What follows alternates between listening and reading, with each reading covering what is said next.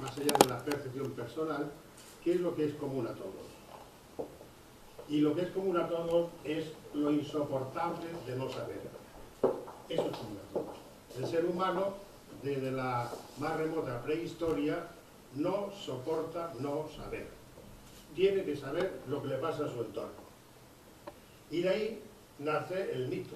El mito no es otra cosa que un intento de explicación lo que nos está pasando, de dónde venimos, dónde vamos, qué hacemos, etcétera, etcétera, etcétera, etcétera. Yo creo que es el punto inicial de toda esta problemática.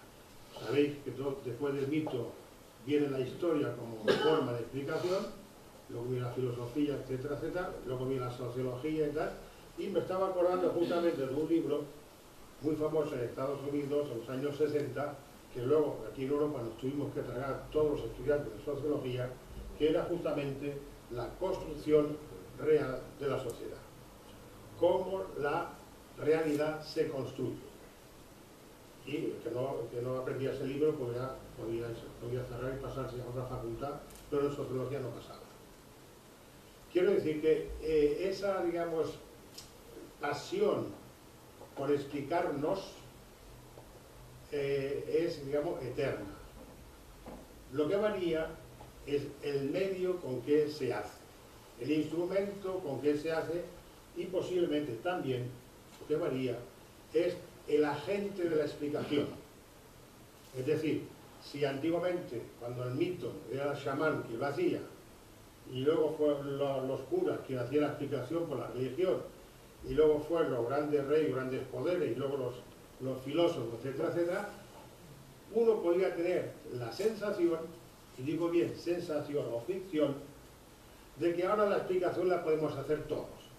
Todos estamos ya a la altura de dar una explicación a lo que pasa. Y ese es el gran, digamos, error que nos invade. Es el gran error que nos invade. Espera, que digo error, todo el mundo ya salta. No.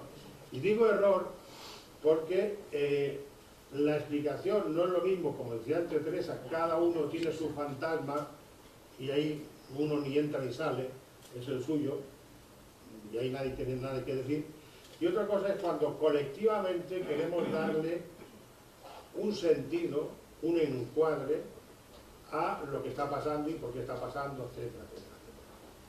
Y por último, los fantasmas de los protagonistas, Évora en este caso, los fantasmas de todos los actores, de directores, etcétera, etcétera, todos esos fantasmas son, en última instancia, los fantasmas que el poder tolera. Si el poder no lo tolera, el fantasma te lo puede guardar en el cajón. Luego, no se puede hacer ningún análisis de la realidad, ninguno, sin tener en cuenta dónde está el poder, quiénes son los que mandan, etcétera, etcétera. Y sobre todo, cuál es el discurso del poder. He puesto el poder Como punto, claro, por eso le he cogido. de Relaxo. Bien, Porque entonces considero que el relativismo es un poder, no que lo autorizan. Creo que la prensa y los medios es un poder. Yo lo creo. No, que la prensa es un poder, es evidente, pero, ojo, un poder al servicio de quién, de qué otro poder. Claro, ¿quién paga la prensa? ¿Por qué la prensa actualmente, toda la prensa está en crisis económica? Y están todas detrás de los bancos de quién la subvenciona. Poder hacer. Entonces la prensa es una forma del poder que puede hacer. No sé quién lo paga ni quién lo paga. Eso es lo fundamental. El poder hacer. ¿Quién lo paga? Ya, pero Paco, es que hay que poder hacer. Sí, no. Pues pero tú pagas, pero no puedes hacer. O sea, sí, no. poderoso. Y que sí, tú puedes. Vamos, en estos instantes yo, como el poder, lo veo del lado del capital. No lo veo del lado de un líder. Lo veo del lado de los mercados. Claro. Pero tú piensa en los últimos años, en nuestro país, ¿qué prensa qué prensa ha sido autorizada y qué prensa, sigue sin autorizar. y qué prensa ha sido estrangulada por el poder económico y que no existe. ¿Cómo que no existe? ¿No existe el poder económico? No, que no existe la prensa que ha estrangulado. Eso es lo que es importante. Económico y político, Sí, pero claro, porque los insertos de publicidad de la Generalitat deciden qué periódico existe y qué no, y en los centros en los que trabajamos, en centros oficiales, se recibe diariamente lotes de determinados periódicos que los envía a la Consellería. Pero no, para no disociar, toda decisión económica es per se política. No pensemos que la decisión económica por aquí y la decisión política por allá. No. Pueden estar los economistas por aquí y los políticos por allá. Eso puede estar. Pero lo que es la decisión económica es intrínsecamente per se política. Y sin apuras cultural. Bueno, volviendo a Jordi, porque... Estamos ahí, Sí, bueno, el personaje, digo. Yo hay una cosa que no tengo muy clara. No sé qué pensáis. Yo creo que a la gente le importa poquísimo lo que pasa. Lo que pasa de verdad. Creo que da igual. Y de hecho yo creo que las noticias porque noticias informativas la gente no las sigue, digo mucha gente. Mientras que salvados los tertulianos de no sé qué, de hecho para vehiculizar lo que pasa están recurriendo tertulianos. El que hacen una rifirrafe y ahí cuelan, un poco el poder ese que tú dices, cuelan lo que pasa y las ideologías. Porque si presentan lo que pasa en un telediario, pues la gente no lo escucha. O está viendo no sé qué, quiero decir. Decir que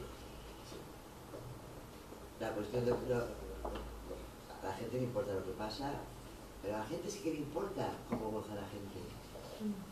Eso sí que le gusta. Se ponen a verlo.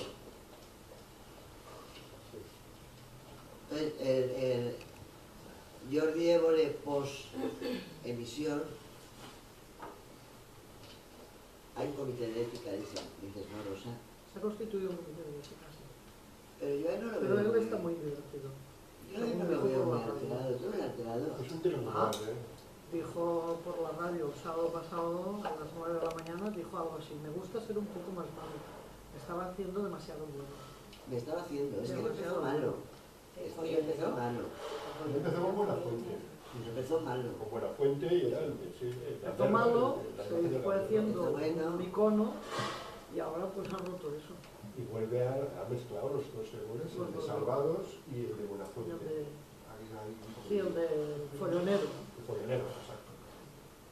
Y lo de la ética pero es un tribunal, yo opino, esto es una opinión que es un gran tribunal, exacto. y lo demandaron precisamente la que estaba votando en el momento que entró Tejero. Era una votación, ¿sabéis?, para sustituir para Carlos Cebas. Pues la que estaba votando en ese momento denunció a Évole en el tribunal de ética periodística. O sea, no tiene valor jurisdiccional ni nada, es moral, es ético, simplemente. Y hay un código ético y entonces se juzga con respecto a ese código, si se ha cumplido o no ha cumplido las normas. Claro, la primera norma, el artículo primero, el periodista está obligado a decir la verdad, informar. Cualquier decir que si fuera así, todos estarían en el comité de ética. Esa es otra cuestión. Pero es como consecuencia de demanda. Hemos hablado de la realidad. Pero di la verdad. Ahora bien. La verdad. Uy, la verdad. La verdad. Yo quiero enfollonar más la cuestión, porque la veo muy compleja. 3 ideas solo y os dejo. Todo lo que estamos diciendo lo descubrió ya Alicia País Maravillas, el Lewis Carroll. Hay un pasaje en que Alicia le pregunta ¿qué es lo lógico? ¿Qué significado tiene esto? Y no sé quién dice él, es el poder el que da el significado de las cosas y lo que es lógico. Bueno, es genial, eso ha sido el primero, ¿no?, para discutir. Segunda, enhorabuena por una idea que me has superado. Tienes mucha razón. Es decir, No podemos confundir la realidad con los discursos narrativos, son dos cosas absolutamente distintas. Gracias a los semiólogos lo sabemos desde hace 30 o 40 años. Es una aportación moderna al arte del análisis de la realidad, la filosofía, sobre todo los medios audiovisuales, que los progres, vamos un poco de mea culpa, de hace con el franquismo, creíamos que la realidad y el cine es lo mismo, el cine bueno lo es. El cine o la televisión es un discurso narrativo hecho de fantasmas, hecho de datos a la realidad, hecho de productores que están detrás, como tú dices, que dicen esto sí, esto no, de espectadores que en mayor o menor masa acuden. Todo esto hay intentos de ruptura, desde la autofinanciación, esa que está de moda ahora, hasta las vanguardias que rompen la lógica naturalista del discurso, etc. Pero tienes una razón tremenda lo que has dicho, y yo te lo recalco. Gracias a los semiólogos hemos descubierto que no es la realidad lo que estamos viendo o analizando, es un reflejo discursivo o un discurso o una serie de signos que interpretan la realidad, que le dan una visión determinada, ¿no? Y que nosotros, receptores del mensaje o del discurso, debemos de reinterpretar. Eso es lo que los semiólogos nos han enseñado. Y por último, y termino, una cuestión muy polémica y que Paco ha aludido. Tú has dicho que ya no existe esa realidad, de que ya no existe esa... La realidad sí que existe, los griegos ya lo descubrieron. Estamos hablando de representación, de cómo es la representación. Entonces lo que quiero decir es que reducir a que la realidad no existe y que solo existen individuos y nuestros fantasmas, yo creo que eso es muy discutible. Sí, eso es lo que has querido decir. Es decir, sigue habiendo una realidad y el problema es que quizá nunca nos apoderemos de ella ni la interpretemos al 100% de lo que es. Bueno, tú estás hablando, sin saberlo un poco, de que lo real sí que existe. Sí. Pero la realidad yo digo que no existe, digo que es fantasmática. En gran medida. La visión que tenemos debe ser fantasmática y quizá la lucha del hombre desde los mitos que decía él ha sido superar ese acceso fantasmático para acercarnos lo más posible a lo que es. Eso no lo hemos llegado a hacer y quizá lo hagamos nunca. No se puede. Entonces, la cuestión de la verdad, que queda un poco por ahí. ¿Qué opináis? La verdad. Hombre, la pregunta esta que ponéis, si la televisión dice la verdad o la crea, después de ver el programa de Jordi Évole, para mí evidentemente la crea la televisión. Me pasó como a ti, que yo no estuve 20 minutos, o sea, creo que duró el programa 1 hora y me lo creí absolutamente todo, desde el principio hasta el final. Además había mucha expectativa porque se ve que se había comentado por distintos medios que iban a dar mensajes importantes que están archivados, ocultos, que a todo esto le crea un morbo, una cosa, como va a salir a la luz cosas que todavía no sabemos, ¿no? Entonces, desde el primer minuto, claro, a los 5 minutos empezó el WhatsApp. ¿Estás viéndolo? Yo, sí. Uy, ¿qué pasa? Un director de cine, ¿cómo es posible todo esto? ¡Qué locura! ¿Qué va a pasar? Claro, y entonces el pensamiento empieza a ir muy deprisa a funcionar y yo me planteo, ¿no? Pero ¿cómo en estos momentos en que los políticos no tienen credibilidad, la corrupción está extendida, la gente no quiere saber nada de ellos? ¿Qué va a pasar? ¿Cómo se atreven, si esto lleva 33 años escondido, cómo se atreven ahora a enseñarlo a la luz, a mostrarlo?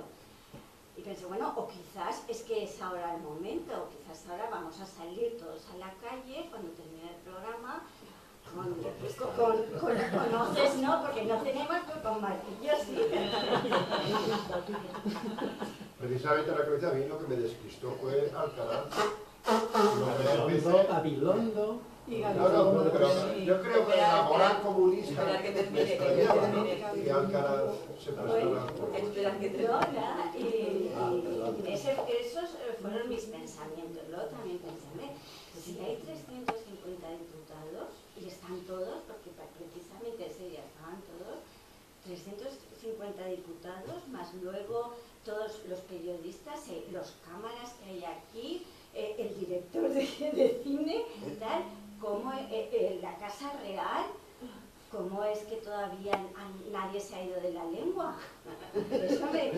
Eso fue lo único que me extrañó. Y nada, termina el documental, que para mí no es falso, para mí fue verdadero. Y entonces me dicen que es falso en el mismo documental. Y digo, pues es verdad que es falso.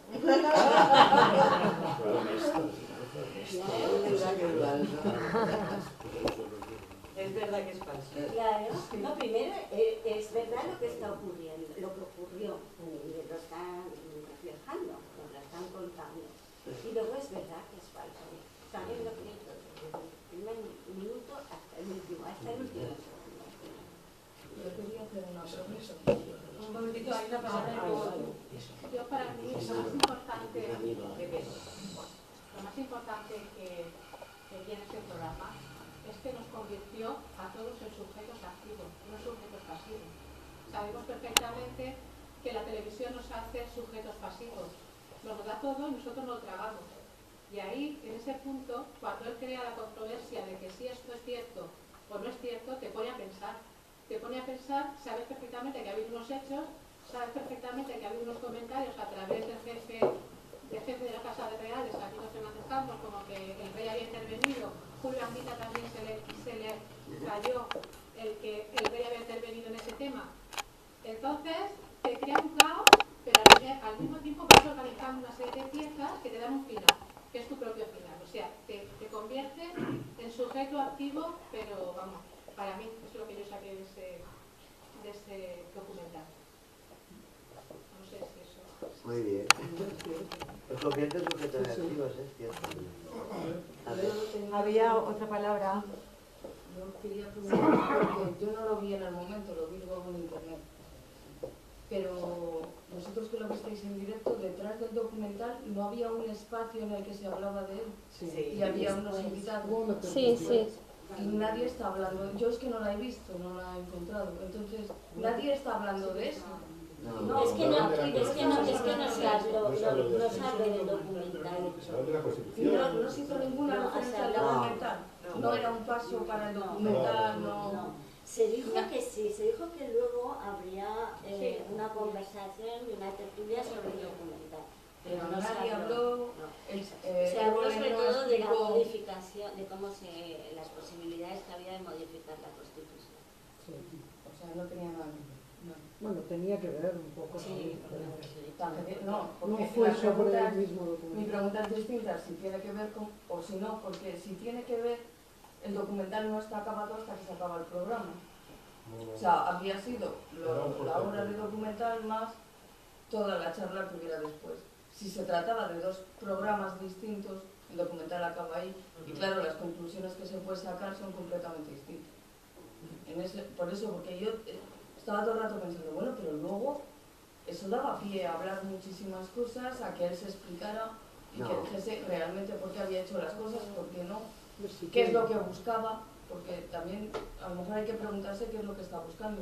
A lo mejor ese programa se hace buscando unas respuestas o una respuesta por parte de los espectadores y se encuentra con otra completamente distinta. Nos estamos yo creo que el explicando.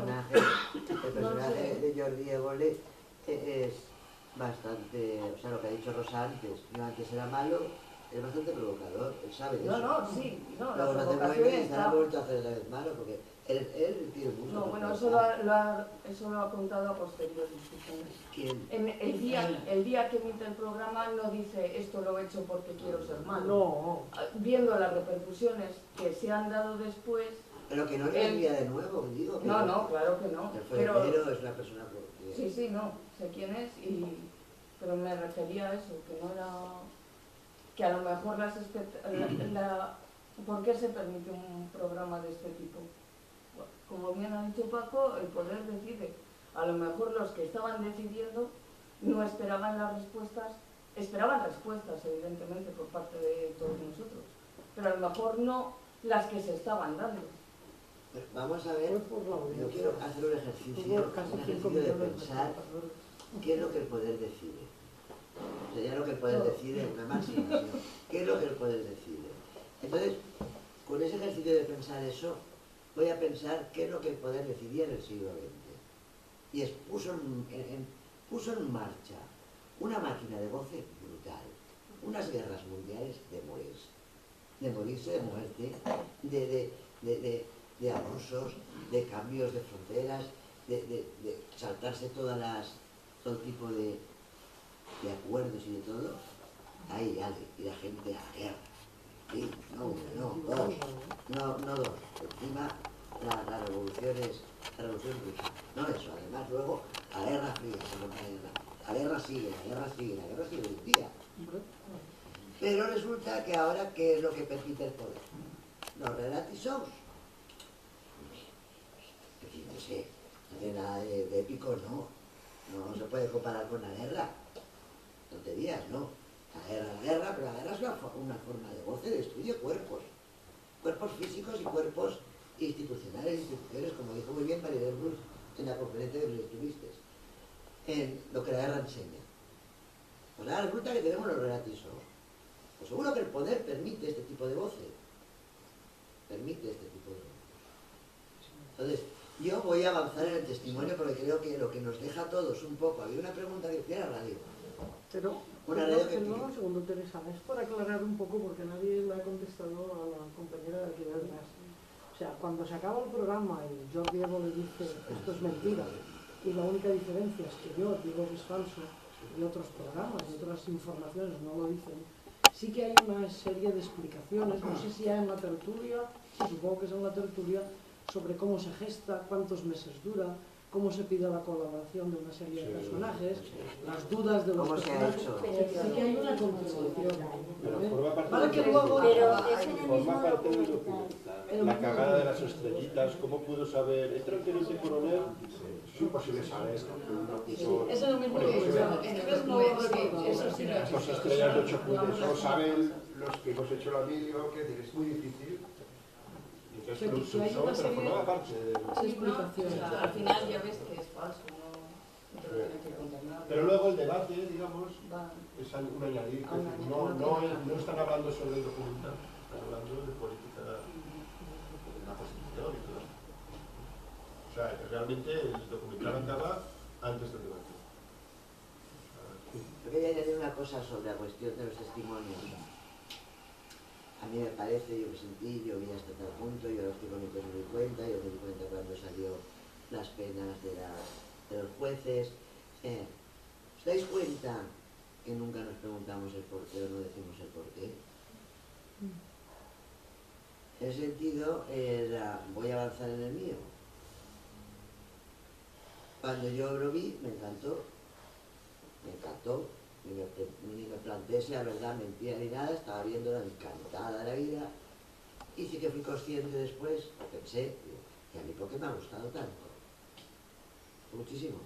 Entonces empecé, el rey es bueno, los políticos también, nos han librado de una buena, la Guardia Civil es mala, los tanques solo hay 3, dan vueltas. Fantasmático para mí. A mí me gusta que el rey sea bueno, y me gusta que los políticos sean buenos, y me gusta que la policía tenga un toque ruin, y me gusta que los tanques haya pocos. Y a mí me gusta mi cuento de hadas. Eso es mi fantasma, señores y señoras. Eso es mi fantasma. Y probablemente de Jordi Évole, que encima es republicano también. Porque mira que él insiste que es republicano, pero claro, una versión del padre diferente. Pero aquel había puesto con 40 tanques de pequeñito, y había chin, chin, chin, chin, o a trenes de esos de que van chin, chin, chin, chin, de ronda. Pero la policía buena, la Guardia Civil, pues claro, o sea, es una realización de deseo. Era una realización de deseo. Ya está. ¿vale? ¿Por qué no siguen los testimonios? Entonces, en los reality show creo que pasa igual. La gente coge y dice, ese es un imbécil, porque no sé cuánto, para ti, para tal y al paredón, que lo maten, que lo quiten, que no sé cuánto. Y no se pregunta por qué. Y él es el que está escribiendo eso. Seguro que le gusta que le hicieran eso, no hacerlo, que le hicieran eso. En ese aspecto, esa cuestión quisiera que prendiera un poco para, yo que sé, a lo mejor del lado de la ideología, pues los indignados con el programa de Évole, no nosotros. Esos que la verdad, pues esos no quieren que se sepa nada de esta cuestión. Tiene que ser todo sospechoso, porque bien claro quedó que había una cuestión, eso sí que no sé, leí cómo es el nombre de ella. Eso sí que, por ejemplo, lo dejo muy claro, Jordi. Hay unos papeles que están clasificados y estarán hasta no sé cuándo, como depende de qué día. 50 años, ¿no? Sí, Tiene que esperar. Eso sí que lo dejó claro, ¿eh? Y entonces, bajo sospecha, el rey comandó el golpe de Estado. ¿Quién? Vale, el rey comanda, es él el que lo hizo, de no sé cuántos. Pues esto era otra realización de deseos, la de Jordi. En ese punto creo que... ¿Tú crees, por lo que te estoy entendiendo, que tú estás analizando el programa desde los fantasmas de Jordi Évole? No, he hecho el mío, ¿eh? Bueno, sí, has hecho el tuyo, pero bueno, a la hora de analizar el programa, como que a través de lo que Jordi Évole ha hecho, podemos analizar a Jordi Évole. Pero, y eso, estoy de acuerdo, vale, lo veo así, pero, bueno, lo que sea, bueno, perdonad porque yo no tengo nada que ver con el psicoanálisis ni la psicología y me explicaré bastante mal. Pero, a lo mejor, Jordi Évole es periodista, Jordi Évole tiene un programa, hay todo un aparato detrás, y un programa no se, en principio, desde el otro lado, no se hace para... Está claro que la personalidad del que lo hace aflora, pero se hace con otras intenciones muy distintas a la recreación del personaje. De hecho, me ha llamado la atención que tú a Jordi Évole has dicho personaje, no has dicho persona ni periodista. Me ha llamado la atención cuando has hablado de él. Perdóname, pero ahí llevo un debate con eso. Bueno, no lo sé, pero tendrás un porqué. Yo diría periodista. Antes al principio he dicho un debate porque este tema, como a mí me ha tocado vivirlo, me está interesando mucho. Entonces voy a profundizar mucho más de lo que estoy haciéndolo. Entonces, he dicho antes que cuando los actores interpretan tanto en el teatro como en el cine, la gente tiene la sensación de que eso es ficción y cuando los ve como personas de carne y hueso, el héroe cada uno puede ser, eso piensan que es más realidad, que no tanta ficción. Y he dicho, y para mí es lo mismo.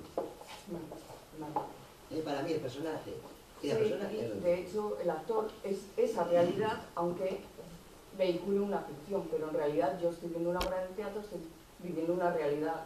No sé cómo lo llamaréis vosotros, yo digo vivir la realidad. Sí. Entonces, perdonar una cosa, en eso sí. hay varias palabras cogidas. Perdón. Paco y luego... Termina No, para que lo sepáis, Ya está. para luego enlazarlo. Que hay más, que yo creía que este programa iba, aparte de que está bien analizarlo desde ese punto de vista, pero que tiene que haber más intenciones que las propias de los fantasmas. ¿Me dejas que te diga solamente Sí. una cuestión? El psicoanálisis es un discurso, no es una terapia.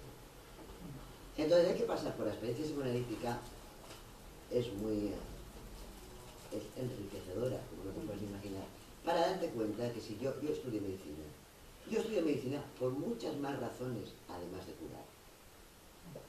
Uno que estudie periodismo tendrá muchas más razones por lo que ha elegido periodismo. Estudié medicina, repito, por muchas más razones que la de curar. Así con cada una de las profesiones. Entonces, hay que pensar cada uno desde su profesión, aunque sea barrendero, da igual, o mecánico, da igual, porque es eso y no otra cosa. Y no todas las razones son buenas. Y no son objetivas todas. De bondad, pero de bondad. Buenas de bondad.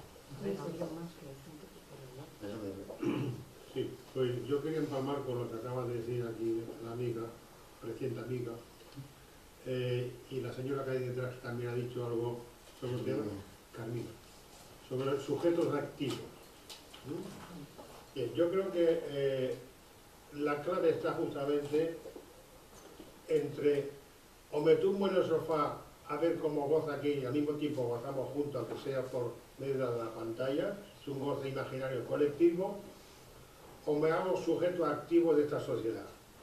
Ese es el clivaje que hay entre esas dos posiciones. Y ahí yo apelo un poco al poder de la palabra, al poder que tiene todo aquel que usa la palabra como trabajo, sea el maestro de la escuela primaria, desde la guardería, sea el de profesor de universidad, sea el director de cine, o sea el carnicero del mercado, o sea, todo aquel que usa la palabra para dirigirse a otro, está, lo sepa o no lo sepa, influenciando en función de sus propios deseos, sus propios fantasmas, o incluso de los intereses. Y en ese sentido, os acordaréis que en los años 70 estaba muy de moda, porque ahora ha desaparecido del discurso social, estaba de moda la responsabilidad del intelectual. Como hoy no se habla de intelectuales, pues ya no se habla de esa responsabilidad. Entonces, ¿dónde está, digamos, esa palabra que podría ser directiva, aclaradora, estimulante para el colectivo perdido, en el cual estamos todos? Esa es la gran jugada del poder. Haberse cargado, digamos, la vertiente transmisora de la palabra como posibilidad de entender lo que pasa a mi alrededor y, si es posible, lo que me pasa. Eso es importante. Por eso, no es lo mismo cuando uno habla, tener en mente un proyecto, una idea de qué es lo que podría ser mi semejante conmigo y qué es lo que podría ser el ciudadano aquí y ahora, y digo el ciudadano, pues claro, yo no quiero, y Dios me libre, porque sería una locura tremenda, modificar el fantasma del otro. Bastante tengo con el mío, y hacerlo llevarlo más o menos bien. Entonces, no se trata de modificar el fantasma del otro, que para eso lo tiene y él se verá cómo se las apaña, sino de ver cómo en la colectividad que somos, en el grupo que somos, apostamos por una cosa y no por otra. Y entonces repito con lo que he dicho al principio. O apostamos por el señor del sillón que goza como un gorrino viendo lo que le pasa al otro y que lo haría mejor o peor, etcétera, etcétera. O por aquel ciudadano activo, sujeto activo, del cual Jordi Euler nos dio una lección justamente cuando lo que presentó como un juego, dijo al terminar, señores, esto es un juego. Cosa que los demás no hacen. Es como si el papá, cuando juega con el niño, cuando te dice, no, esto era mentira. Pero el que le deja al niño vivir en la mentira y tiene que descubrirlo 50 años más tarde, no sé lo que habría que hacer con sus padres. Sí, yo quería comentar al respecto de lo del fantasma de Bolet, es que haciendo un programa, el Bolet puede intentar soltar su fantasma, puede intentar plasmarlo, pero también detrás de él hay un poder que le dice hasta dónde puede llegar con su fantasma. Y también él está pensando en lo que es el público. El público tiene su fantasma colectivo y él sabe que hay un fantasma colectivo que estamos dispuestos a aceptar. Entonces él se marca unos límites. Su fantasma puede ser perfectamente republicano y él hacer una película, un docudrama o un reality que no lo sea, porque él llega hasta el límite que cree que le van a permitir hacer y que el público está preparado para poder llegar hasta ahí. Porque si va más allá, no lo va a poder hacer. Entonces no va a poder satisfacer esa parte de sí mismo. Entonces yo creo que por ahí el Bolet llega hasta un punto en el que él puede empujar. Pero no puede empujar más, aunque su fantasma le pida más. Porque sabe que está limitado. Sí que hay un fantasma colectivo de... Sí, y lo creo, que hay un fantasma colectivo en el que nos estamos todos. Sí, y lo escribió Freud. ¿Cuál es? Pegar a un padre. Pegar a un niño. Aquí en este caso, a lo mejor el niño tiene una monarquía. El niño es la monarquía. Es un fantasma colectivo. El colectivo se entiende también a yo Diego. Yo soy yo la que he contado la que ha dicho que esa historia de hadas a mí me producía mucha satisfacción. Y es un fantasma de pegar a un niño. Es un fantasma colectivo que el poder también lo tiene. Sí, pero todo el mundo tiene un fantasma pegar a un pero el poder sabe cuál es su fantasma y hasta dónde le viene bien y qué fantasma le da goce al poder y qué fantasma... Pegar a un niño, léelo, es un texto de Freud, es precioso, lo recomiendo. Es precioso. El texto ese, y es un fantasma colectivo. Y ese es que resulta que también lo comparte el poder. O sea, y la guerra es pegar a un niño también. Pegar a un niño en la guerra, sí, la guerra es pegar a un niño. Y las civiles, yo os cuento, ahí se pegan los hermanos. Dale. O los padres. ¿Puedo sugerir? ¿Le toca a alguien? Dos ideas para embrollar más la cosa y... Primero, habéis hablado del poder, es una cosa que me interesa mucho, pero creo que habría que matizar. No es un poder único, es que son distintos escalones de poder. Pongo 4 escalones que se me ha ido ocurriendo. Primero, padre que maneja el mando en la televisión en casa. Segundo escalón, el director del programa de Évole. Es decir, esto se hace así, no se hace así. Tercero, director de la cadena. Cuarto, el banco, que supongo que o los accionistas, que son los mayores propietarios de lo que pueden permitir esa cadena, que permiten que se haga. Y sobre esos está el Norteamérica o el poder financiero internacional. Fijaros si hay escalones. Primera idea que lanzo. Y la segunda idea que lanzo, empalmando con Jesús, muy interesante lo que ha sugerido y que os sugiero también que lo discutamos. Claro, con todo este follón de Évole, ¿qué hay en realidad puesto en juego? Pues si hay que respetar o no las reglas del juego. Ese es para mí la esencia del debate. Los posmodernos dicen que no hay valores, que todo vale, que eso a los neoliberales. No, es lo que hay. Dicen que el capitalismo se regula a sí mismo y aquí puede haber una hecatombe, pero no se regula a sí mismo. Entonces eso por una parte no termina. Por una parte, todo vale, libertad de expresión, no hay que poner frenos, tal. Y por otra, que yo cuando he dicho que me he cabreado con algunos falsos documentales es, señores, hay unas reglas. Es como si de repente dijéramos, ¿tráfico? Cada uno que vaya por la izquierda, que se salte el stop. ¿Hay unas reglas de tráfico en la comunicación audiovisual? Ese es el gran problema. Yo creo que sí. Tiene que respetarse, claro, es muy fácil pegar a la verdad. Bueno, ¿qué es la verdad? ¿Cómo se transmite? Cada uno hace su lectura, su fantasma, su... Yo creo que eso encuentra la realidad. Yo creo que la verdad es una cosa muy seria, muy seria, no es la realidad. Yo quería deciros una cosa a propósito del límite. El psicoanálisis, Freud, exprime más allá del principio del placer. ¿Por qué? Porque en realidad lo que hay que hacerse cargo, y es muy serio, es de que no hay límite. Las matanzas de toda humanidad lo demuestran en el primer plano. Y ahora, a la mínima, nos cargamos el planeta, por decir ejemplos colectivos.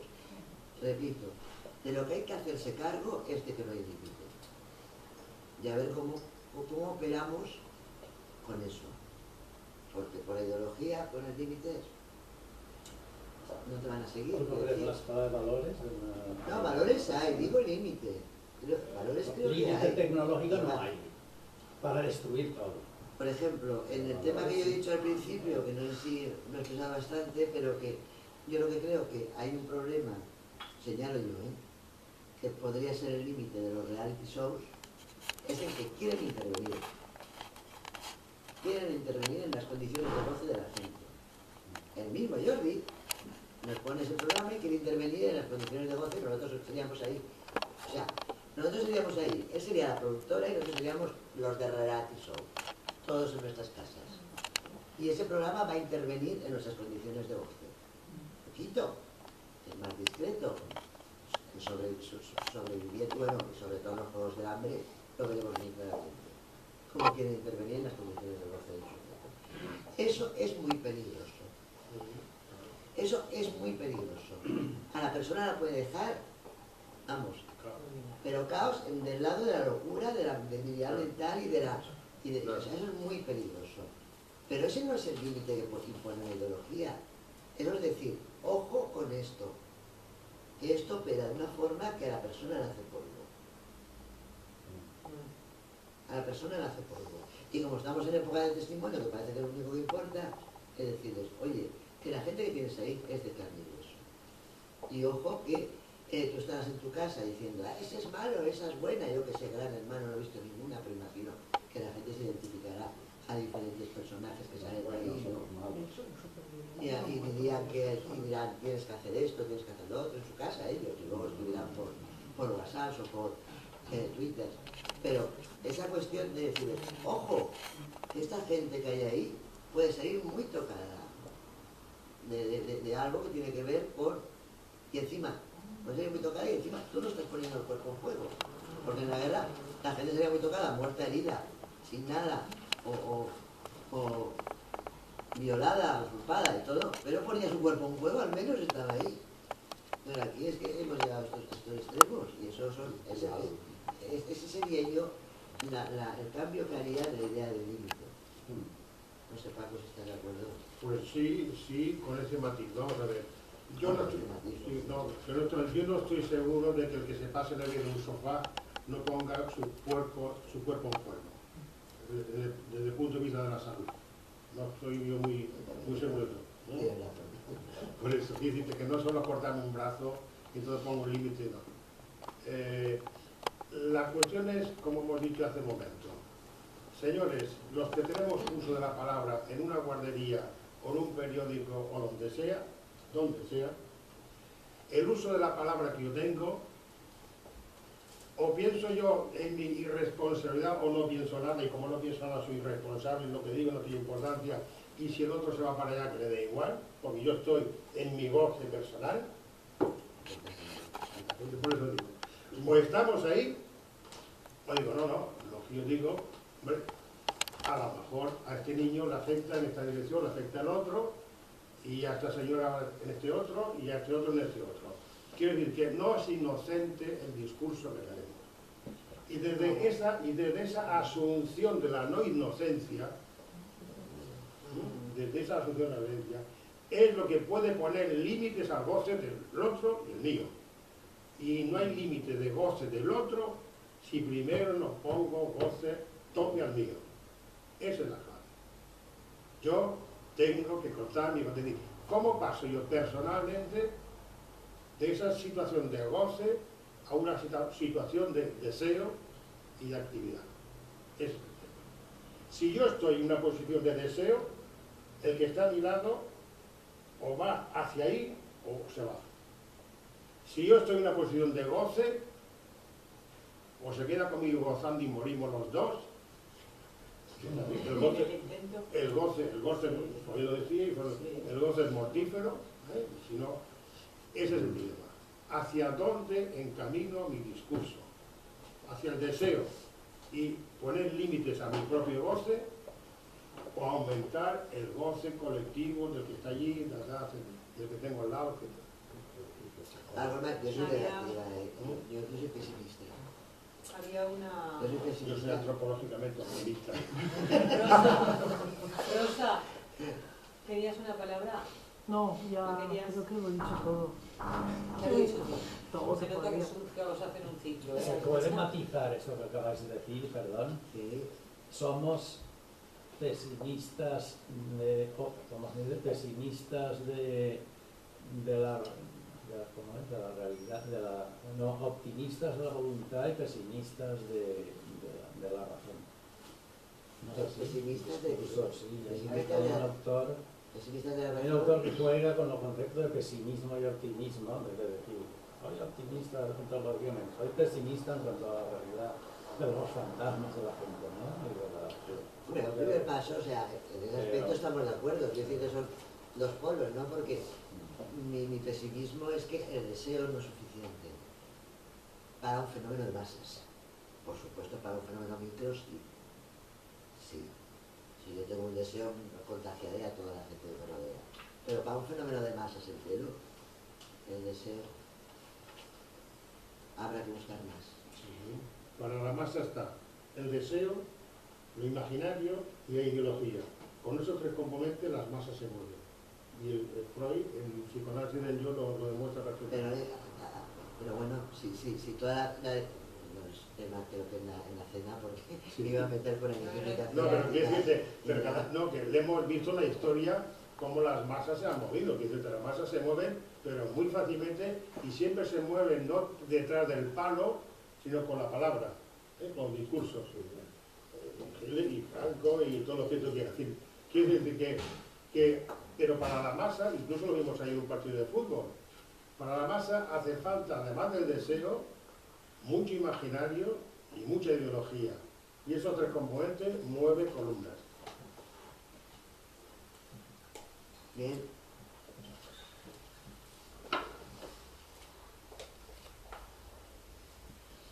Pues nada, concluimos aquí de efectividad, ¿os parece? La próxima será el 21 de mayo y va a ser miércoles. Todas son miércoles, lo que pasa es que esta vez no podíamos por la agenda. 21 de mayo y en ella veremos un reality show, esta vez era un falso documental y en la última será, secuencia, una película. Entonces, ¿en la próxima cuál es? Sería la cocina que se rodó en Andorra. Lo podéis ver en la Sexta Online. Hay un enlace que probablemente le haya proporciones, no creo que me lo tiene. Sí, yo os lo mandaré. Quien no vaya a dejar los mails, por favor, dejármelo porque yo os envío. Intervengo, Intervengo en el episodio, por favor. Por favor, decidme que lo quiero saber de la escala de 0 a 1, pues no lo sacaremos. ¿En qué punto de ridículo me ponéis? Aquí no me digáis que no es 0, o sea, del 1 al 10. Bueno, pues muchas gracias. Muchas gracias por venir. Yo lo explicaré.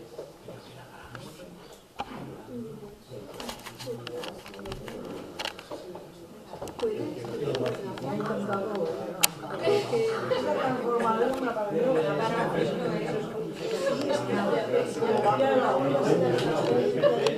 Que se supone que ese fantasma